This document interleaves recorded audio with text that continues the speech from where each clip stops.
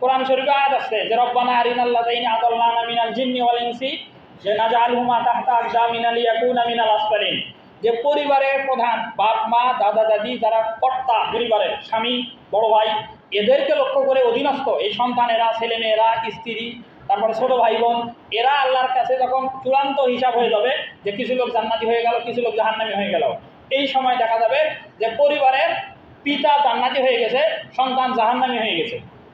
এই সময় জাহান্নামের ফয়সালা শোনার পরে ছেলেগুলো মেয়েগুলো স্ত্রীগুলো সন্তানগুলো এই স্বামী বড় ভাই বাপ মা এদের বিরুদ্ধে আল্লাহ তাআলার কাছে জাহান্নামে যাওয়ার আগে আল্লাহকে বলবে রব্বানা আরিনাল্লাযাইনি আদাল্লানা মিনাল জিন্নি ওয়াল ইনসি নাজআলহুমা তাহতা আকদামিনা লিয়াকুনা মিনাল আসফালিন, যে আল্লাহ ওই লোকগুলোকে আমাদেরকে দেখা দেন যারা আমাদেরকে ইসলামের পথে আনে নাই। আমার পিতামাতা আমার মুরব্বী আমার অভিভাবক আমার যারা দায়িত্বশীল ছিল তারা আমার ব্যাপারে উদাসীন ছিল, সে শুধু নিজেই নেকামল করেছে, এই কারণে সে আজকে জান্নাতি হয়ে যাচ্ছে, আর আমাকে সে বাধ্য করে নাই, এই কারণে আমি আজকে জাহান্নামী হয়ে যাচ্ছি। আল্লাহ ওই লোকগুলোকে আমাকে দেখা দেন নাজআলহুমা তাহতা আকদামিনা, তাহতা মানে নিচে, আকদামিনা মানে পায়ের নিচে ফেলায়া পাড়ায়া পিতা মাতাকে মানে পাড়ায়া জাহান্নামে আমরা যাব। তো আপনি আমি আজকে পরিবারের প্রধান, অথচ আমাদের পরিবারের আমাদের সন্তানেরা আমাদের স্ত্রীরা আমাদের অধীনস্থরা আমাদের ছোট ভাই বোন এরা নামাজ পড়ে না, রোজা রাখে না, ইসলামী অনুশাসন মানে না, হালাল হারাম মানে না, অনইসলামিকভাবে জীবনযাপন করে। আমরা যতই ভালো নেকামল করি এই সন্তানদেরকে যদি এই পরিবারের লোকদেরকে যদি আমরা না ফেরাই পরকালে এই সন্তানেরাই আমাদেরকে টেনে নিয়ে জাহান্নামে যাবে।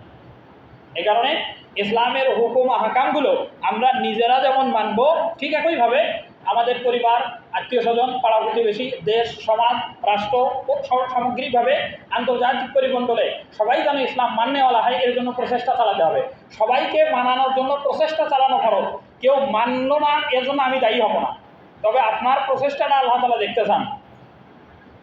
আমার পরিবারের ছেলে মেয়ে স্ত্রী সন্তান এদেরকে ইসলামের পথে আনার জন্য আপ্রাণ প্রচেষ্টা চালানোর দায়িত্ব আমার। এরপরেও যদি তারা না মানে এর জন্য তখন আমার আর দায়িত্ব নাই, কিন্তু তাদের জন্য আমি কোনো প্রচেষ্টাই চালালাম না তখন তারা আমাকে ধরে বসবে। আর সেই ধরার থেকে যেন আমরা রক্ষা পাই, আল্লাহ তাআলার কাছে যেন আমরা নিস্তার পাই, নিজের বাঁচার জন্য হলেও পরিবার আত্মীয় স্বজন অধীনস্থ সবাইকে ইসলামের হুকুম আহকাম মানানোর জন্য প্রচেষ্টা চালানো আমাদের সকলের ইমানি দায়িত্ব।